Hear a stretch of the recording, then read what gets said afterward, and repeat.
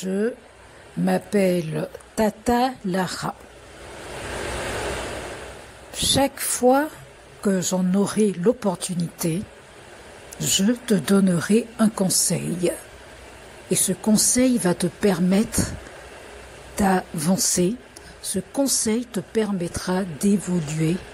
Et surtout, il faut en faire bon usage et tu verras l'évolution dans ta vie. Je suis curieux de savoir quel conseil Tata Lara va donner. Je m'appelle Tata Lara. Je suis conseillère. Je suis également mentor. Aujourd'hui, je vous montrerai comment gérer vos défauts et que faire de vos défauts. C'est un conseil très pertinent et important. Gérer ses défauts, c'est une étape clé du développement personnel. Le premier conseil que je vous donne pour gérer et utiliser vos défauts, c'est la prise de conscience et l'acceptation. Identifiez clairement vos défauts. Le premier pas, c'est de les reconnaître, sans jugement excessif. Demandez-vous, quelles sont les habitudes, ou les traits de caractère, qui me causent des problèmes ou affectent mes relations. Acceptez qu'ils font partie de vous, nous sommes tous imparfaits. Lutter contre un défaut, avec une énergie négative, ne fait que le renforcer. L'acceptation ne signifie pas la résignation, mais la reconnaissance du point de départ. Aussi, je vous conseille de séparer la personne du défaut. Vous n'êtes pas votre défaut. Une personne peut être souvent en retard, qui est le défaut. Mais elle est bien plus que cela. Elle peut être compétente, aimable, créative. Vous devez gérer au quotidien.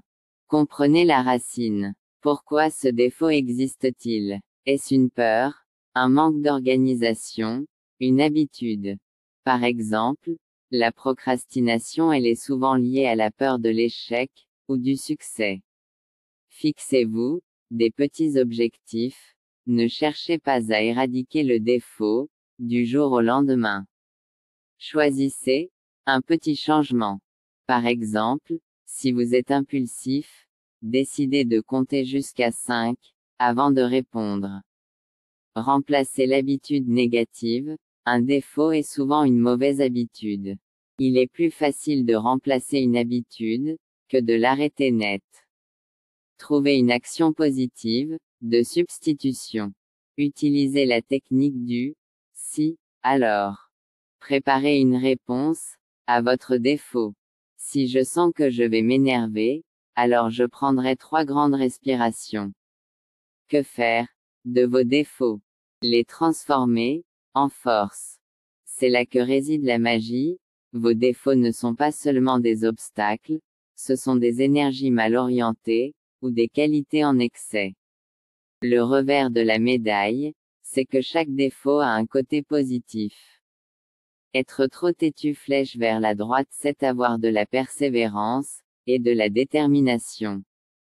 Pour les personnes têtues, mon conseil c'est apprenez à orienter cette détermination vers des objectifs constructifs, pas seulement vers la victoire, dans une dispute. Être trop critique flèche vers la droite, c'est avoir le sens du détail, et un esprit analytique. Mon conseil pour les personnes trop critiques, c'est d'utiliser cette acuité pour l'autocorrection ou l'amélioration de projets, et non pour juger les autres. Être anxieux, soucieux flèche vers la droite, c'est être prévoyant, et responsable. Au niveau des gens anxieux et soucieux, je leur conseille de canaliser cette énergie dans la planification et la préparation, et non dans la rumination passive. À vos défauts, il faut leur donner un rôle. Vos défauts peuvent vous rendre unique. Par exemple, quelqu'un de désorganisé peut être très adaptable et créatif, car il n'est pas prisonnier des structures rigides. La vigilance, elle doit être votre moteur. Le fait de connaître un défaut vous oblige à être plus attentif et vigilant dans certains domaines. Cette vigilance peut développer votre discipline et votre automaîtrise. Qu'en est-il de la relation aux autres? La transparence, c'est être honnête sur ses défauts et cela peut construire la confiance. Vous montrez que vous êtes humain, et en progression. L'humour. Oui, l'autodérision c'est une arme puissante. Rire de ses propres faiblesses permet de dédramatiser, et de prendre du recul. Mon message clé à transmettre, c'est que vos défauts sont comme des muscles que vous n'avez pas encore appris à utiliser correctement. Ne cherchez pas à les éliminer, mais à les comprendre, à les accepter, puis à les recalibrer pour qu'ils travaillent pour vous, et non plus contre vous. Je m'appelle Tata Lara. C'était le conseil du jour, de Tata Lara. J'ai fini, de te conseiller.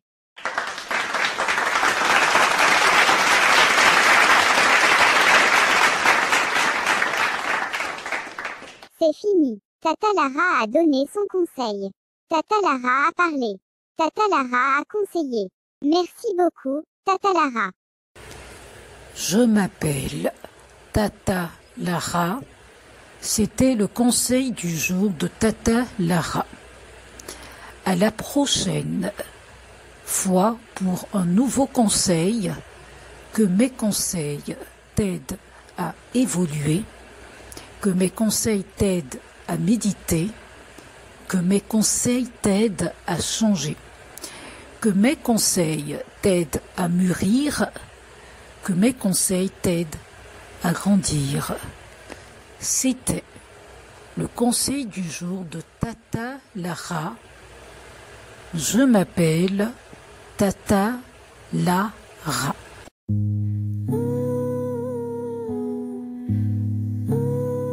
Je m'appelle Tata Lara. Je m'appelle Tata Lara.